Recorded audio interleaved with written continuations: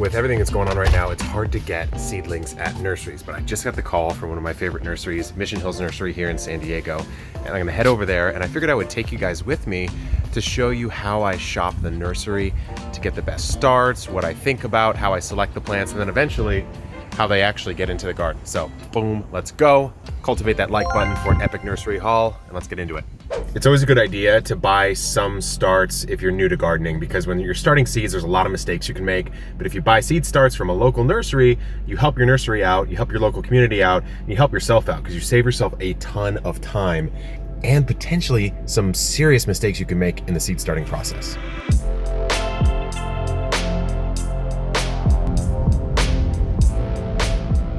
There we are, baby.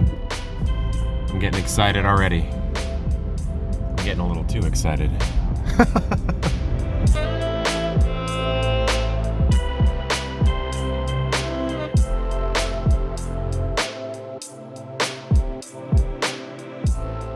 Last time I came here, which was a couple days ago, there was nothing here. And when I called, they said in a couple hours, there's very likely to be nothing again. So let's look at what we've got. Guys, check it out. I was at the nursery and I found... My name's Diane. I'm a big fan. And she subscribes to Epic Gardening. So we're taking over the world, baby. Yeah. Okay, here's tip number one. So here you have a 6-pack of corn, and there's no tag, so I have to figure out which one that is. But what you can see here is generally when they do these 6-packs, it's 1 or 2 per pack, right? But then you have this corn right here, which is a lot taller, and there are 3. And so what you can do with this one is you're buying time. So you're buying a taller plant that's grown a lot more, but over here you can cut this, cut this, cut this. So you split the roots up and you actually get 3 for 1. There'll be a little transplant shock, but you get 3 for 1, and this is probably $5 or something. Over here, 1, 2, 3, 4, 5, 6, 7, 8, 9, 10, 11, 12. So you can get 12 younger plants for $5, right? Instead of a 6 in the 6-pack. So that's just a fun little tip. So tip number 2 is when you're buying tomatoes, these are different varieties, but if they were the same variety, you'd rather choose the smaller one. You'd rather choose a tomato that can establish itself in the pot that it's finally going to be in, rather than grab one that's really tall like this. Now what you can do is you can chop these leaves off here, maybe up to about here or so, and then you can bury the tomato right there to kind of save that. You can also bury it on its side like this underground, and that can save it. But all things being equal, you'd rather choose a tomato that has the room to grow and establish its root system in its final home. I found my heaven right here, the dragon fruit heaven, but I needed somewhere to quiet to show you this next tip. So what you should do is you should take a look at the bottom of the pot, see how many roots are popping out, but you can also just actually pop it out. So here we have actually a pretty large tomato, but the root system looks overall strong. It's not circling that much, it's not too root bound, so overall it's a nice plant. Now we have this sweet corn, and obviously there are more roots because there's 3 of them, but it's also just a little bit more root bound. Now this isn't actually that bad at all, and you can tease this apart pretty nicely, but you do want to take a look at the root system to see if it's totally bound up. By the way, with a plant like this, instead of like cutting off the bottom, that a lot of people will do is they'll cut off the root circling at the bottom. What you should do is tease it out instead of cutting, because if you're cutting, you're actually damaging and truly destroying the roots, whereas if you're teasing it out, you're not going to stop the growth at all, so it'll be in a good spot.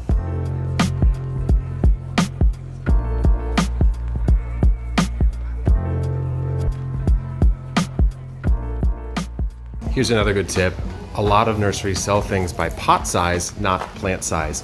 So these 2 peppers are the exact same price, but clearly one is smaller than the other. So get the most for your money and actually buy. Remember, when you're buying size, you're buying time, and that's more important than money in almost every case. So here's an example of 2 plants. They're both green bells that look the exact same, right? Or do they? Look, you've got a little bit of leaf damage here. It looks like there's some kind of pest pressure down here. Whereas this one, no leaf damage, nice, good looking foliage. And so same price, same plant, and this one is probably gonna perform slightly worse than this one. It's your garden, so get the absolute best plant you can. So here's what we ended up with. I got a bunch of different peppers. I'm a huge shishito pepper fan, so I picked a lot of those up. I've got some random tomatoes. We have a Sweet 100. You gotta know, I go with the San Diego Red, baby. And then I've got a couple corns, but let's see how to actually separate one. Okay, let's pop this one out here. Comes out nice and easy. So you can see, even if there was just one, we'd still have to break this root tissue up a little bit. And there's two, and I want to see if I can get both of these, because why not? Let's get a little more value for our money. So you want to gently come through, and you want to be gentle, but you don't have to be like crazy gentle, because these roots can handle a little bit. So just as delicately as you can, slowly tease these apart. And voila. Now I have 2 corn plants that I can transplant. Here is what they look like. They're definitely going to have a little transplant shock, but that's fine. We just got to get these in the ground sooner than later. So, quick tips on how to optimize your shopping trip at the nursery, including how to get multiple plants in the same cell, get more for your money, pick the right plants, pick the healthiest plants, and just get your garden off to the good start. Now, I think a lot of people, and I don't know why this myth persists, is like, oh, you have to start everything from seed. Starting from seed gives you incredible benefit. Number 1, it's cheaper. Number 2, you get access to more varieties. And number 3, you actually truly do grow it from seed to harvest.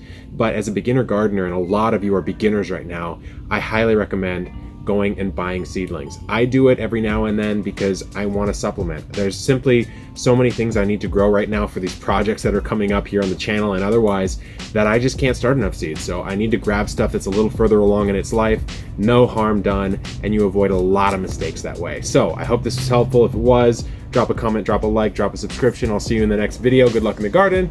Keep on growing.